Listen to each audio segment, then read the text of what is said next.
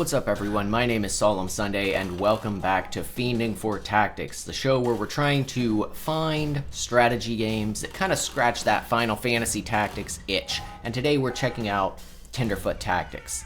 Tenderfoot Tactics is a game I got on sale for about $5 a couple of weeks ago, and I've put a good handful of hours in since. I really love this game. I think the battle system is absolutely phenomenal. It is amazing. It really just hooks you right in. And so I've started us on a battle here instead of in the overworld because, well, we'll get to that. It's a little bit of a strange game, but we're in a battle here against some enemies. Battles are scaled to your party. The world is scaling to your party based on what you have, I believe, at all times. And so if you like that sort of scaling, this is right up your alley. And here we have our party. We have a knight, level 6, has some interesting moves. We have a pole arm character. We have a wizard. We have a sage for healing. That's like sorry, not a sage, a woods witch. Sage is the name. And we have 2 archers. And we're going up against some hill trolls, I believe. I can't pull them up yet. We have to begin the fight. Hill trolls, which are able to raise the ground on us. I think he didn't that time, but oh, flatten earth. Sorry, it only flattens it. So since this is flat, it didn't do anything. Some sylphs, which do some air-based abilities and healing, it looks like. No, self-healing damaging abilities. Ooh, that's rough. And then imps. Okay, so the primary goal is to take out these hill trolls first. They're very dangerous. Let's talk about what to expect in a fight, right? So over here we have our turn order. This is very important. This game reduces your turn order slot if you get hit from the side or the back, barring passive abilities that prevent this sort of thing. There are other things that'll move you up in the queue. Certain moves, like I have a move here on my spear guy that will promote you, move you up in the list. It's like cheering him on. But anything that unnerves you moves you down. So a lot of strategy in this game lives and dies by pushing yourself further high up in the turn order or pushing enemies further down. It's really cool and I like it a lot. Next up we have this over here. Now I'm not 100% clear on what the moon actually does yet. But in terms of these, these are the tick rate of different environmental effects. For instance, if there's water on the battlefield, it will flow downhill. But this doesn't happen on a turn-by-turn basis. It isn't here, I move my guy, and then it's down here the next turn. No, it's a movement or action-based basis. So if the water is here and it's flowing downhill, and I move my guy, as I move him, as he walks, the water is flowing.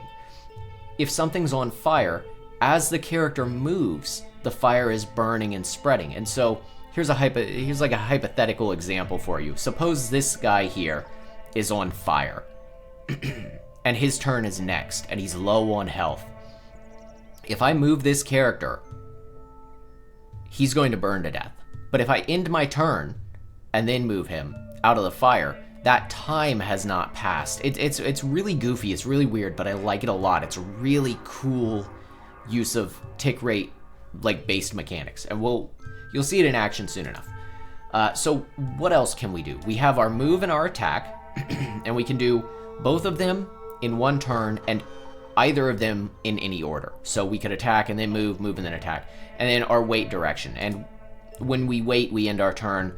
We're facing, we choose which direction we face, and that's really, really important because, again, if you're hit from the sides or back, it lowers you in this queue. And then we have our different moves here. I have a shield bash. It does 55 damage and knocks the enemy back 1. Sweeping blow. Or, sorry, it knocks them back 2. Sweeping blow, which hits like enemies in a little T shape. And then this, which applies a healing buff to me and also buffs my health. So I think I'm going to start out just by trying to do as much damage to this guy as possible right away. Now he has a passive where when he takes damage, he promotes. He goes up in the queue. I think I'm going to also stay here. Yeah, I like that. I'm pretty happy with that. All right, next up. Let's pop this guy with Skewer, too. Skewer will pierce enemies, which is really cool. All right, and then something else I really like is this game can be... I think there was one menu I couldn't get into, but otherwise this game can be entirely played with your mouse, which is something I absolutely love. It does take a little while to get used to the icons. You learn what these abilities are pretty easily, but it's... At times, this game is form over function, and that can be a negative for some people. Personally, it's artsy. I like it. I like artsy stuff like this. But it's something you should at least be made aware of. All right, I think I'm going to hit these guys with a grenade. Grenades will lower the ground, which is cool. I hate these imps. Oof. It looks like they've caught the grass back there on fire. So you can see now how it's moving and how there's like the tick rate thing. See, look, as he moves, it burns further down. Very interesting. Okay. Whose turn is it? Willow here. Willow has an insanely powerful backstab. Nice. I'm hoping we can heal before Nevermind. My healer's dead. Okay. Things have changed. Oh, my wizard's over here. Ooh. Okay, let's try this. Let's see if we can do some water magic here. All of your different spells have elements. This is my second time recording this because it started taking too much of my mental power to win this fight, and I stopped being able to explain the game very well. I think that's what's happening again, unfortunately. But I'm hoping that will not matter. Even if we lose, we'll move on from there. You can heal by leveling up, which you get the XP. The XP is divided evenly at the end of each match. Enemies drop XP. This is it swirling on the ground. If you level up, you'll get a full heal. If you don't level up, you'll heal just a tiny bit when you pick it up. We are doing terrible. This is terrible. In terms of movement, you have your regular movement, but then you also see these lines on this vertical section here. That would take three movement points to jump up, for example. So, all right, I'm gonna try to do a backstab here. I'm not hopeful. Oh, yep. Didn't take into account the on-death effect. Now, something interesting is if I were to hit retry, we would be same enemies, same team, right? Because that's us. Different map. Very interesting. Not a mechanic I've really seen before. I like it. I like how forgiving it is. This game does not have permadeath on the default settings. It is something you can turn on if that's what you're interested in, if that's what you're looking for. I think permadeath is cool.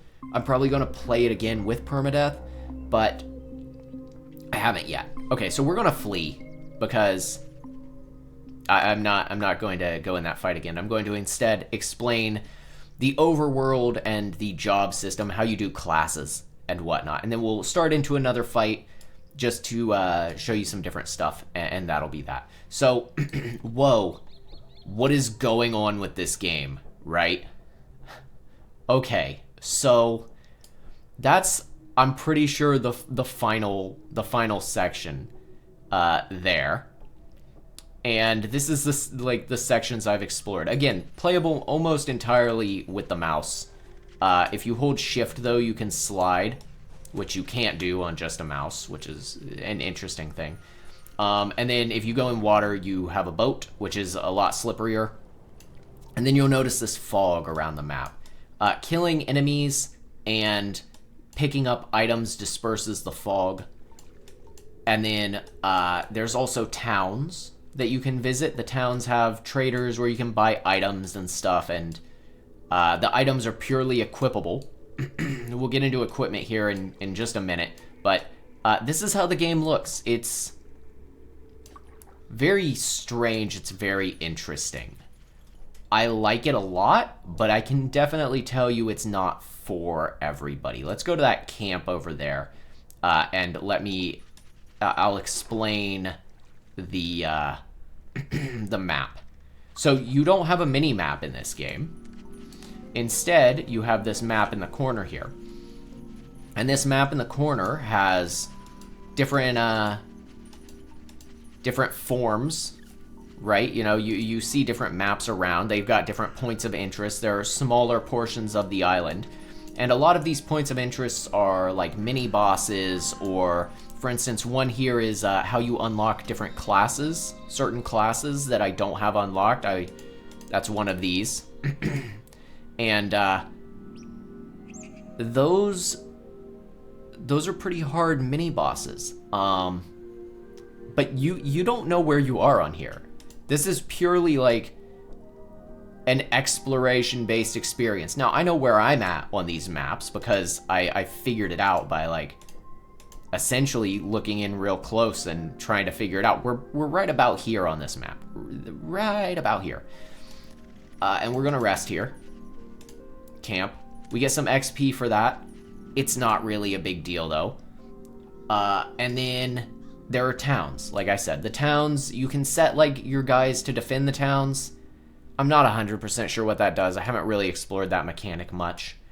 But let's get into our guys, right? Let's take a look at these guys. So here's our main loadout here, and we can dismiss them. We can get new guys, whatever. But here is their skill tree. Now, again, remember when I said form over function at sometimes?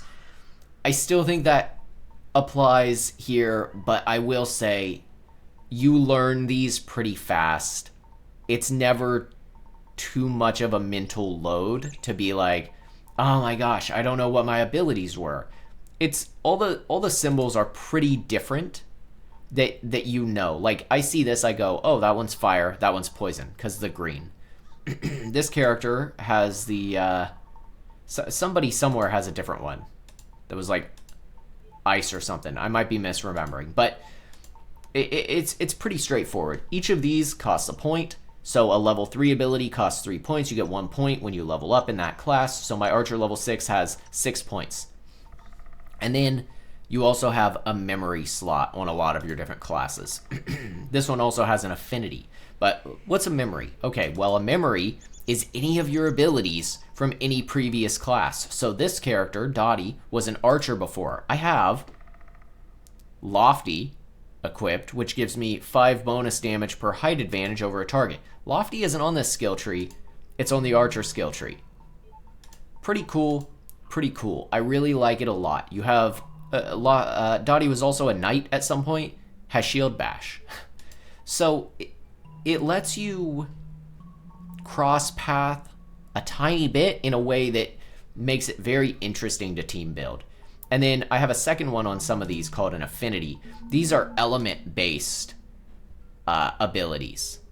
And so Dottie here has a fire affinity, I guess.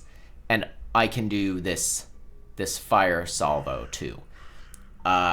I believe I need to up Archer one more time to get Fire Salvo 3, right? No, okay, that's the top tier. Cool. Anyway, so I have fire arrows, but I also have wizard moves. And I get bonus damage from attacking from high up, from my Archer trees. Very cool cross-pathing, very diverse abilities. My knight, for instance, can do the self-healing ability, or can make himself less prone to being unnerved. It's a passive, can't be unnerved by enemies. Pretty cool. This guy, the polearm guy, has the ability to raise everybody up in the queue, or reduce the effects of unnerve and immunity to knockback in pool. The healer here has all sorts of like elemental based stuff, like frost, which creates water on the battlefield. Creates brush at the center of this, which is brush is very annoying to move through. And then I have a passive I can move through bushes. Normally bushes really hinder your movement, and they grow constantly in the battles, especially the longer a battle goes. Now, if you want your points back, you just have to use Fey Weed. This is easy enough to find. It's not like a super hard to find consumable. I've used like 4 of them already. pretty simple. And then I think the max level is 7, but I'm not 100% sure. There's achievements for getting classes to level 7, so that's my guess. So, we've talked about cross-pathing, right? What's the deal with the class tree? Well, let's take a look at it. Over here in Evolve, you can see a very familiar looking Final Fantasy Tactics style class screen. And the way this works is all of these faded ones you have to unlock with those mini bosses I mentioned. You can see I have one here I've unlocked so far, the Salamander. If I wanted to play as a Salamander, I would need Polearm level 3, Battle Mage 5 on this character. Okay, well I need Battle Mage then. How do I get Battle Mage? Knight level 3, Woods Witch level 3. Okay, so right now we are a Woods Witch level 4. We would have to switch to Knight, get to level 3. That's this one. Get to level 3. Then do Battle Mage, and then do Polearm, I think it was, right? Yeah. You keep your level when you switch. This character is a Goblin level 6 still. If I wanted to switch to Goblin, and it's free to switch back and forth, I could edit my skill tree as, you know, the Goblin class. I don't want to be a Goblin, I want to be a Woods Witch. So I'll switch back and make sure I have all my abilities. What was it? Canticle? Cool.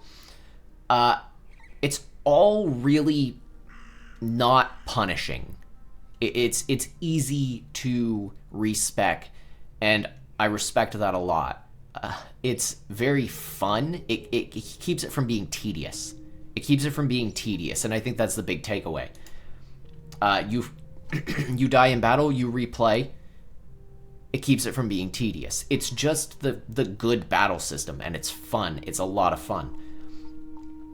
You have your different items. Your items are pretty by the book for the most part. They're going to either do plus to your attack, plus to your health, plus to both in some capacity. They have different rarities. You can trade for these at the traders. Rarer ones, you're going to have like abilities on, it seems like. For instance, I have Onyx here. This gives me pull. This is an archer character, so I'll hit enemies that are far away and pull them in closer by 1. That's weird and interesting, but it's also just a pretty powerful item to have on this character, so I have it on. Pretty cool. And then you have the ability to like change their skin color, or if you are at a town, you can use certain combinations of these items to dye their outfits. It's not very intuitive, but it is kind of fun. Okay, so let's talk about this overworld a bit and the story, and what I have to say is probably my only real negative with this game. And that's that, honestly, like, okay, I like the no minimap. That is not a complaint from me. I think it's fun to explore. I think it's fun to go out and get into fights and what have you. I would like to be this character. I think it's fun to go to towns, and I think it's fun to get lost, and I think it's the battle system is a lot of fun. I really love the battle system, and the mini bosses are hard. All positives for me. Where it loses me a bit is the story, which is just, I don't really understand fully what's going on, and that might change as I play longer. Again, I'm only a handful of hours into this.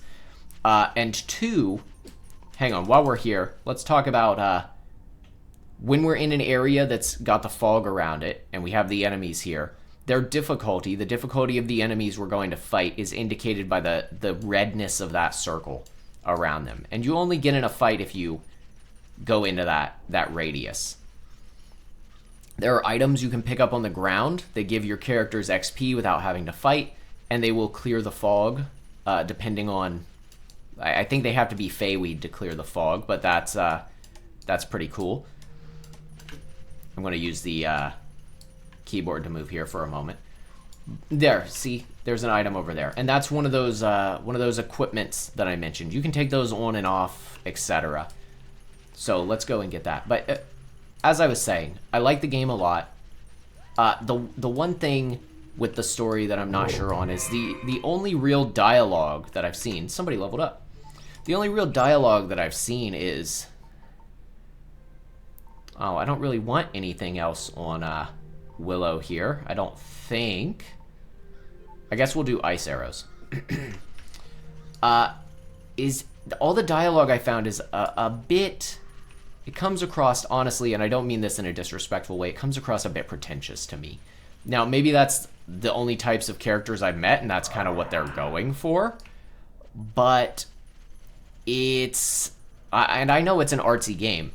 It's just, it's not my style with what's going on with that. But it's, I can't really count it as like a huge negative personally, because it just doesn't, it's just that it doesn't quite appeal to me. What could be pretentious could also just as easily be whimsical. And I don't want to fight those. Not again. It could just as easily be whimsical, honestly. And I do feel a lot of whimsy in this game, in a good way. I like the design. We're playing as goblins. I like the sound design. It's awesome. I don't think you should go into it with that mindset that it comes across that way. That's just how I felt with some of the dialogue I've seen. Like, oh, okay, all right, let's get back to fighting dudes and exploring. But with that being said, that's my only negative. That's a pretty small negative, if you ask me. I don't think. Let's use our ability here. I don't think that's honestly all that big of a deal. And this is a huge group of guys, actually. Oh boy. Okay, let's see how this plays out. Oof. See, this is what I talked about when it starts taking all my mental focus. It's really, really involved. This would not be a good streaming game for me, for example. Okay, let's, and it is hard. It is hard, and I like that. Let's... Not ideal.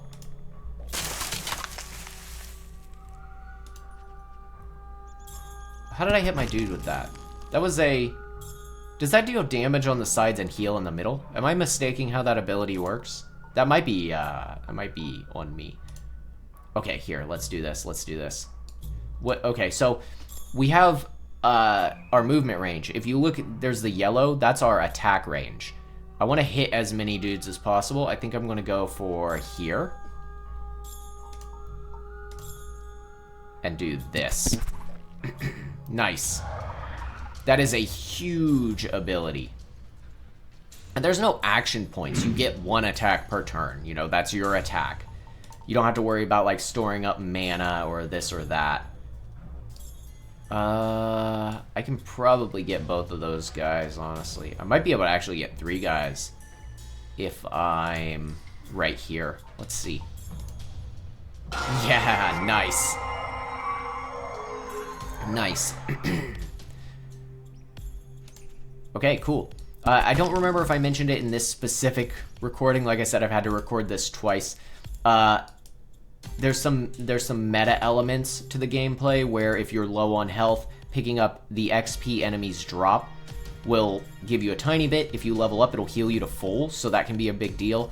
Otherwise, XP is generously just shared among all your dudes at the end of the match. Pretty cool. Let's do poison.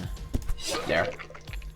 This battle is going a lot better than my previous battle. And if your character dies in the battle, it doesn't matter. If you win, they're all back. Assuming you don't have permadeath turned on. So, let's talk about where I rate it. I think I've covered basically everything with it. Let's talk about where I rate it on the Final Fantasy Tactics scale. Well, the job system is pretty tactics in design, I think, where you can move around and switch back and forth, and you have those options there. especially with the multi-classing abilities. I do like that a lot. I feel like the battle system itself has some tactics like design to it, but I don't know how tactics like I would call it. Pretty close I think, but missing some key elements and having some key differences. There is an undo, by the way, but I think I messed it up. Oops. So I don't know quite where I would place it on that scale. Story-wise, you've got nothing close, right? It's not even remotely similar. One moment here. Sorry, my Discord kept popping off. I thought I had it closed. My bad. Story-wise, honestly, it's really not similar at all. You know, it's very freeform in that as well. I don't think I place it very high on the tactics-like scale. I think I'm going to place it right about here, despite the job system being so good. But, again, this scale is not a rating of the game's quality. It is what how I would put it in comparison to the tactics-like. In terms of game quality, this is a fantastic game. This is worth the $5 I paid, but this is worth the $15 that it costs full price, personally. They haven't endorsed me or anything. I played this for like 6 hours, and I was like, oh yeah, I would have paid $15 for this. Absolutely easy. We won the fight, by the way. We got some items. This game, and we got a rep with one of the, I think, deities. If we go to that location, we can spend the rep at the shop, which is strange. There's a lot of stuff I don't understand about this game. There's a lot of stuff that I probably won't understand about this game. I don't think it's meant to be... I don't think it's meant to be played in that way. I think it's meant to be played in more of an exploratory way, where you just kind of vibe with it. And honestly, I vibe with it. This is really good stuff. And the battle system is a lot of fun. I hope you've enjoyed this video. Let me know what you think. If you have any more tactics-like games, by all means, please leave a comment. I would love to play them for the series.